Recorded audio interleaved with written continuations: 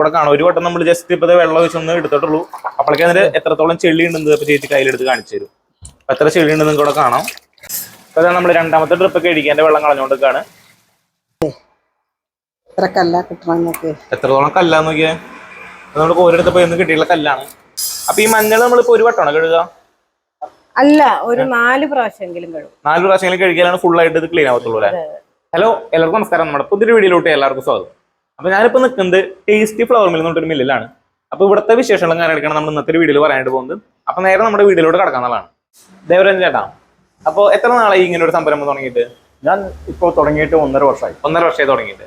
അപ്പൊ എന്താണ് ഇങ്ങനെ ഒരു ഫ്ലവർ മില്ല് തുടങ്ങാൻ തീരുമാനിച്ചത്? ഞാൻ വിദേശത്തും ഇവിടെ ഇപ്പൊ അദാനി പോർട്ടിലും ഒക്കെയാണ് ഞാൻ വർക്ക് ചെയ്തുകൊണ്ടിരിക്കുന്നത്. പോർട്ടിലൊക്കെ വർക്ക് ചെയ്തിട്ടാണല്ലേ? Okay okay. അപ്പൊ ഞാൻ ക്രെയിൻ ഓപ്പറേറ്റർ ആയിരുന്നു. Crane operator. അവിടുന്ന് റിട്ടയർ ആയി വന്നപ്പോൾ എന്തെങ്കിലും ഒരു സംരംഭം തുടങ്ങണം എന്ന് കരുതി. അതിനോടനുബന്ധിച്ചാണ് ഈ ഫ്ലവർ മില്ല് സ്റ്റാർട്ട് ചെയ്തത്. ഫ്ലവർ മില്ല് സ്റ്റാർട്ട് ചെയ്തിട്ടല്ലേ? Okay okay. അപ്പൊ എന്താണ് ഫ്ലവർ മില്ല് തന്നെ തുടങ്ങണം എന്ന് വിചാരിച്ചത്? നമ്മൾ മേടിക്കുന്ന മല്ലിപ്പൊടി, മഞ്ഞപ്പൊടി ഇങ്ങനെയുള്ള സാധനങ്ങളിലൊക്കെ വസ്തുക്കളാണ്. അതെ, നമുക്ക് പുറത്തുനിന്ന് മേടിക്കാൻ പറ്റാത്ത ഒരു അവസ്ഥയിലാണ് കാര്യങ്ങൾ. കാരണം എല്ലാത്തിലും പ്രിസർവേറ്റീവ്സും ക്യാൻസർ ഉണ്ടാക്കുന്ന സാധനങ്ങളാണ്. മായം ഒരുപാട് ഉണ്ട് ഇപ്പൊ. ഇപ്പൊ വീട്ടിൽ എൻ്റെ അമ്മയൊക്കെ മല്ലി, മുളക്, ഗോതമ്പ് ഇത്യാദി സാധനങ്ങൾ കഴുകി ഉണക്കി പൊടിക്കുകയാണ് പതിവ്. നമ്മള് വീട്ടില് ചെറുപ്പത്തിൽ കണ്ടു വളർന്നത് അങ്ങനെയാണല്ലേ? അതെ. നമ്മുടെ വീട്ടിലെ അമ്മമാരൊക്കെ നമ്മള് മുളക് പൊടി, മല്ലിപ്പൊടി കഴുകി ഉണക്കി പൊടിപ്പിച്ച് കൊടുക്കുന്നത് പോലെ തന്നെയാണ് നമ്മളിവിടെ മില്ലിലും കൊടുക്കുന്നതാണ്. നിങ്ങൾ വീട്ടിൽ ഉപയോഗിക്കുന്ന പോലെ ഇവിടെ ആൾക്കാർക്ക് കൊടുക്കുന്നത് അല്ലേ? അപ്പൊ വൈഫാണ് തോന്നുന്നു അല്ലേ? ഇത് വൈഫ്. അപ്പൊ രണ്ടുപേരും കൂടിയിട്ടാണ് ഇങ്ങനെ നടത്തുന്നത് അല്ലേ? മക്കളും സഹായത്തിന് വരാറുണ്ട്. മക്കളും വരാറുണ്ട് അല്ലേ? അപ്പൊ ഒരു കുടുംബം മൊത്തമായിട്ടാണ് നമ്മുടെ ഈ ഒരു മില്ല് ഇപ്പൊ നടത്തിക്കൊണ്ട് പോകുന്നത്. ഇപ്പൊ ചേട്ടനും വൈഫാണ് മെയിൻ ആയിട്ടും. നമ്മുടെ പൊടികളും ഒക്കെ വിൽക്കുന്ന ഔട്ട്ലെറ്റ് ഉണ്ട്. ഔട്ട്ലെറ്റും ഇവിടെ തന്നെ വരുന്നത് അല്ലേ? അവിടെ താഴെ ഉണ്ട്. അപ്പൊ ഇതിന്റെ ബിൽഡിങ്ങിന്റെ താഴെ തന്നെയാണ് ഇതിന്റെ ഔട്ട്ലെറ്റും മറ്റേ സെയിലിന്റെ ഔട്ട്ലെറ്റും കാര്യങ്ങളൊക്കെ വരുന്നത്. അപ്പൊ അതിലൊക്കെ നമുക്ക് പോകാന്നുള്ളതാണ്. അപ്പൊ നമുക്ക് ഇവിടുത്തെ മൊത്തം കാര്യങ്ങളൊക്കെ ഒന്ന് പ്രേക്ഷകർ കാണിച്ചു കൊടുത്താലോ? ഓക്കെ. അപ്പൊ തന്നെ ഒരുപാട് പൊടി കാര്യങ്ങളൊക്കെ പോകുന്നത് കാണാം.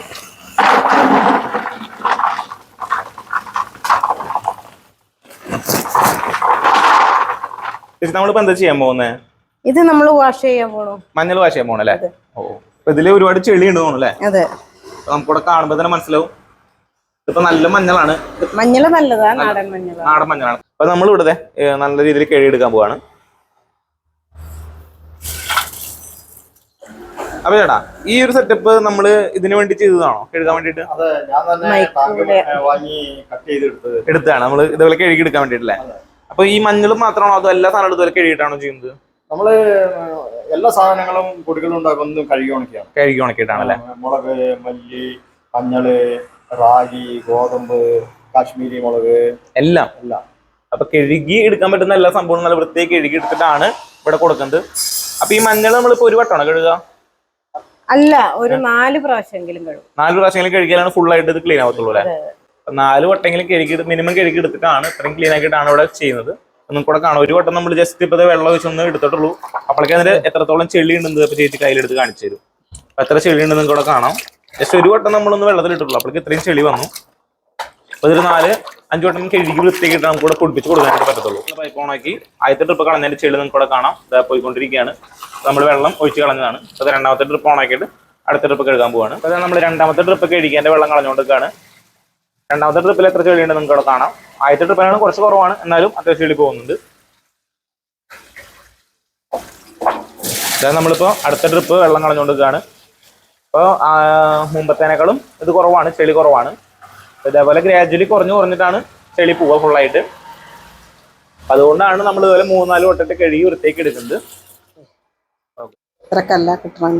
എത്രത്തോളം കല്ലാന്ന് നോക്കിയാൽ നമുക്ക് ഓരോരുത്തർ പോയി കിട്ടിയുള്ള കല്ലാണ്. അപ്പൊ നമ്മൾ ഇതേപോലെ വൃത്തിയാക്കി കഴുകി എടുത്താൽ മാത്രമല്ല കല്ല് കാര്യങ്ങളൊക്കെ മനസ്സിലാവത്തുള്ളൂ. കല്ല് കളയാനായിട്ട് പറ്റത്തുള്ളൂ. ഇത്രയും മഞ്ഞൾ കഴുകിയെടുക്കണം. മണ്ണും കല്ലുമാണ് ഇതിന്റെ അകത്തുള്ളത്. മണ്ണും കല്ലല്ലേ? എത്രത്തോളം ചെളിയുണ്ടെന്ന് നോക്കുന്നത് ഇതില്. ഇതേപോലെ നമുക്ക് ഇതിന് 3-4 വട്ടം കഴുകിയാണ് ഇതേപോലെ നമുക്ക് മഞ്ഞും സംഭവം കല്ലൊക്കെ കഴുകി മറ്റേ സെപ്പറേറ്റ് ആക്കി മനസ്സിലാവത്തുള്ളൂ. അതേ കല്ല് ഒരുപാട് കിട്ടിയിട്ടുണ്ട്. കല്ലൊക്കെ നമ്മൾ എടുത്ത് കളഞ്ഞേക്കാണ് എന്നുള്ളത്. നമ്മൾ ആദ്യത്തെ വട്ടം വെള്ളം എടുത്തപ്പോൾ എത്രത്തോളം അതിൽ ചെളി ഉണ്ടായിരുന്നു നമുക്ക് മനസ്സിലായിണ്ടാവും. ഇപ്പൊ അത്യാവശ്യം നല്ല രീതിയിൽ ചെളി പോയിട്ടുണ്ട്. നോക്കി വെള്ളത്തിനകത്ത് നോക്കി. ഇപ്പൊ നമ്മൾ കഴുകിയെടുത്ത മഞ്ഞള് ഇനി ട്രെയിനിൽ വെച്ച് ഉണക്കണം അല്ലേ? അപ്പൊ നമ്മൾ കഴുകിയെടുത്ത മഞ്ഞളാണ് ഇത് ഡ്രയർ വെച്ചിട്ട് ഉണക്കുന്നത്. അപ്പൊ ഇതാണ് ഡ്രയർ എന്ന് തോന്നുന്നു അല്ലേ? ഇതാണ് ഡ്രയർ വരുന്നത്. ഇനിയിപ്പോ ഡ്രയർ ഓൺ ചെയ്യാം. ഡ്രയർ ഓൺ ചെയ്യാൻ പോകണല്ലേ? ഓൺ ചെയ്യാൻ പോണേ. നമ്മള് ഇത് ഫുള്ള് ലോഡ് ചെയ്ത് വെച്ചു. എല്ലാം ലോഡ് ചെയ്തിട്ടുണ്ട്. ഇത് എങ്ങനെയാണ് ഓണിങ് കാര്യങ്ങളൊക്കെ നമുക്ക് നോക്കാം. ഇത് ആദ്യം സ്വിച്ച് ഓൺ ചെയ്തു. ഇൻവെർട്ടർ വെച്ചിട്ടുണ്ട്. ഇൻവെർട്ടർ വെച്ചിട്ടുണ്ട്. സ്വിച്ച് ഓൺ ചെയ്താൽ നമ്മുടെ മെഷീൻ ഓൺ ചെയ്തു. അപ്പൊ ഇതിൽ എത്ര ടെമ്പറേച്ചർ വെച്ചിരിക്കുന്നത്? അപ്പൊ ഇനി ഇത് 60 അല്ലേ? 60ലാണ് ടെമ്പറേച്ചർ വെച്ചിരിക്കുന്നത്. 60 എത്തുമ്പോൾ ഓട്ടോമാറ്റിക് കട്ട് ഓഫ് ആയിട്ട് അങ്ങനെ ഓണായി പ്രവർത്തിച്ചോളും. അപ്പൊ എങ്ങനെയാണ് നമ്മുടെ ഈ ഡ്രയറിനെ പറ്റി അറിഞ്ഞത്? ഡ്രയറിനെ പറ്റിയിട്ട് ഞാൻ അറിഞ്ഞത് ഞാൻ യൂട്യൂബിൽ വീഡിയോ ഒക്കെ കണ്ടായിരുന്നു. പിന്നെ അതിന് ശേഷം കൊച്ചി എറണാകുളത്ത് ഉണ്ടായിരുന്ന എക്സിബിഷണറി എക്സ്പോയിൽ പോയിരുന്നു. അവിടെ വെച്ച് കണ്ടു. എല്ലാം അവര് കാണിച്ചു തന്നു, സംസാരിച്ചു. അങ്ങനെയാണ് മെഷീൻ എടുക്കുന്നത്. നമ്മുടെ കമ്പനിയിൽ വന്നിരുന്നോ മെഷീൻ? കമ്പനിയിൽ വന്നില്ല, ഞാൻ അവിടെ പോയി കണ്ടുള്ളൂ. പിന്നെ കൊട്ടേഷൻ ആവശ്യപ്പെട്ടു. അവര് കൊട്ടേഷൻ അയച്ചു തന്നു. നമ്മുടെ മെഷീൻ ഇപ്പൊ യൂസ് ഉണ്ടോ നന്നായിട്ട്? ഇതാണ് ഇപ്പൊ ആശ്രയം. മഴക്കാലത്ത് ഇതല്ലാതെ വേറെ ഒരു വഴിയില്ല. ഇപ്പൊ നമുക്ക് നമ്മുടെ നാട്ടിലാണെങ്കിൽ എന്തൊക്കെയാണ് മഴ എന്നുള്ളത് നമുക്ക് പറയാനായിട്ട് പറ്റത്തില്ല. അതെ, വെയിലൊന്ന് തെളിഞ്ഞ് കാണും, അപ്പൊ തന്നെ മഴ പെയ്യും. അപ്പൊ നമ്മളിപ്പോ എന്തെങ്കിലും സംഭവം എന്താ വെയിലത്ത് ചുണക്കാന്ന് വിചാരിക്കുകയാണെങ്കിൽ തന്നെ എപ്പോഴാണ് മഴ പെയ്യാന്ന് അറിയില്ല. ഇപ്പം ഇതിപ്പോ ഡിസംബർ മാസമാണ്. ഡിസംബർ മാസം നമുക്കിപ്പോ ഇടയിൽ മഴ തന്നെയായിരുന്നു. അപ്പൊ ഇവിടെ നമുക്ക് എല്ലാ ഇതിൽ തന്നെയാണല്ലോ ഉണക്കുന്നത്? എല്ലാം ഇതിൽ തന്നെയാണ് ഉണക്കി നമ്മൾ പൊടിക്കുന്നത്. ഇപ്പൊ നമ്മള് പുറമേ നിന്ന് വാങ്ങിക്കുന്ന പാക്കറ്റുകളിൽ കിട്ടുന്നതിലെല്ലാം പ്രിസർവേറ്റീവ്സും ഒക്കെ ചേർന്നതാണ്. അതെ, നമ്മള് ഉണ്ടാക്കുന്നത് യാതൊരുവിധ പ്രിസർവേറ്റീവ്സും ചേർക്കാതെ. നമ്മുടെ പ്രിസർവേറ്റീവ്സ് എന്ന് പറഞ്ഞിട്ടുണ്ടെങ്കിൽ ശരിക്കും ഉണങ്ങാന്നുള്ളതാണ് അല്ലേ? നമ്മൾ പുറത്തുനിന്നൊക്കെ മേടിക്കുകയാണെങ്കിൽ അതിൽ ഓരോ പ്രിസർവേറ്റീവും കാര്യങ്ങളൊക്കെ ഉള്ളതുകൊണ്ടാണ് ഒരുപാട് നാളിരിക്കുന്നു തോന്നുന്നു അല്ലേ? ഫുൾ ലൈഫ് കിട്ടുന്നതും പാക്ക് ചെയ്ത് കൊടുക്കുന്ന ലൈഫ് കിട്ടുന്നതും ഒക്കെ അതിൽ ഓരോ മയങ്ങളുള്ള കാരണം ആയിരിക്കണം. പ്രിസർവേറ്റീവ്സ് ചേർത്താലേ ഇരിക്കുള്ളൂ. അതുപോലെ തന്നെ നമ്മളിവിടെ ഒരു സംഭവം ഇല്ല. നമ്മൾ ജസ്റ്റ് ഇത് നല്ല രീതിയിൽ കഴുകിയെടുക്കുക, മെഷീനിൽ വെച്ച് ഉണക്കാം, നമ്മുടെ മെഷീനിൽ വെച്ച് പൊടിക്കുക. ഇത്രയാണ് പരിപാടി വരുന്നത്. ഇപ്പൊ നമ്മള് മഞ്ഞൾ ലോഡ് ചെയ്ത് വെച്ചു. പിന്നെ ഇത് നമുക്ക് അടച്ചേക്കാം അല്ലെ? ഇതിനിപ്പോ എത്ര സമയം എടുക്കും? ഇത് 6 മുതൽ 7 മണിക്കൂർ വരെ. 6 to 7 മണിക്കൂറാണ് നമുക്ക് ഇത് ഉണങ്ങാനായിട്ട് എടുക്കാം. ഒരു 6 മണിക്കൂർ 7 മണിക്കൂർ എടുക്കും നമ്മുടെ മഞ്ഞൾ ഉണങ്ങി വരാനായിട്ട്. അപ്പൊ നമ്മളിപ്പോ ഉണക്കാൻ വെച്ചു. ഇനി അടുത്ത പ്രോസസ് എന്താ വരാം? അത് ഇനി പൊടിക്കുക എന്നുള്ളതാണ്. ഇത് ഉണങ്ങി പൊടിക്കുക എന്നുള്ളത്. അപ്പൊ അതിന്റെ മെഷീൻസ് ആണല്ലോ ഇവിടെ ഇരിക്കുന്നത്. അതെ, എല്ലാം നമ്മൾ വേറെ മെഷീനിലാണ് പൊടിക്കുന്നത്. അല്ലാതെ ഓരോരോ മെഷീനിലാണ് അല്ലേ? അതെ.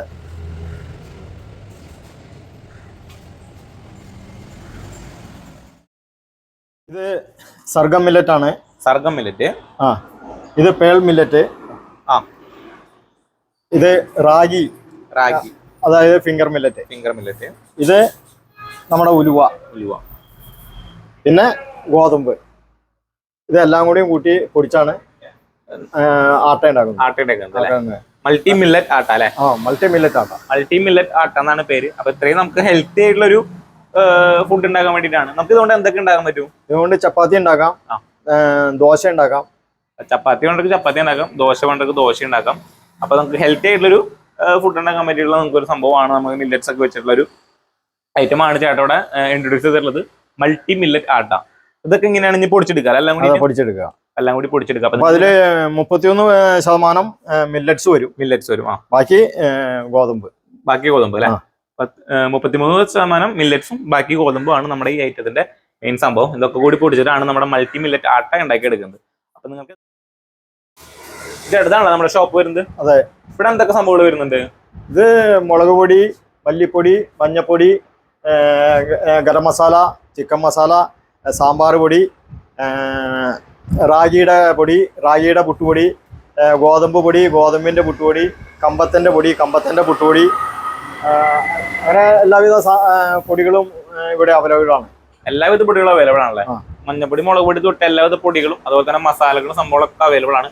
അത് നമ്മുടെ ഇവിടെ തന്നെ മില്ലിൽ തന്നെ നല്ല വൃത്തിയാക്കി ഇഴുകി ഉണക്കി പൊടിച്ചു എടുത്തിട്ടുള്ളതാണ്. നമ്മുടെ ഒരു പ്രിസർവേറ്റീവ്സ് കാര്യങ്ങളും ഇല്ലാതെ ചെയ്തിട്ടുള്ളതാണ് അല്ലേ?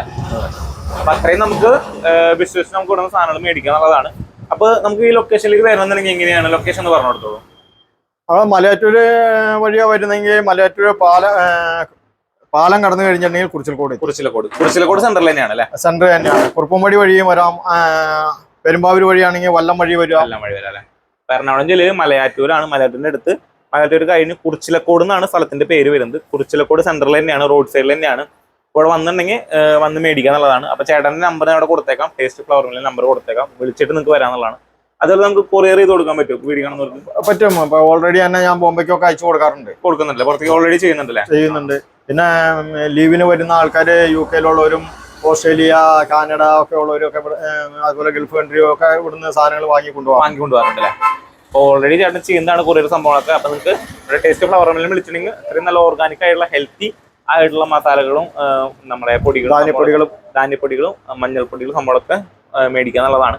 അപ്പൊ ഇത്രയാണ് നമ്മുടെ ഇന്നത്തെ ഇവിടുത്തെ ഒരു വിശേഷം വരുന്നത്, നമ്മുടെ ഷോപ്പിലത്തെ വിശേഷം വരുന്നത്. അപ്പൊ നിങ്ങൾക്ക് എന്ത് സംഭവം ആണെന്നുണ്ടെങ്കിൽ ഡ്രൈവർ ആണെന്നുണ്ടെങ്കിൽ നിങ്ങളെ കോൺടാക്ട് ചെയ്യാം. അതുപോലെ തന്നെ നിങ്ങൾക്ക് ക്വാളിറ്റിയിലുള്ള മഞ്ഞൾപ്പൊടി, മുളക് പൊടി, മല്ലിപ്പൊടി, മസാലകൾ എന്ത് സംഭവം ആണെന്നുണ്ടെങ്കിൽ നമ്മുടെ ടേസ്റ്റി ഫ്ലവർ മില്ലിനെ കോൺടാക്ട് ചെയ്യാം.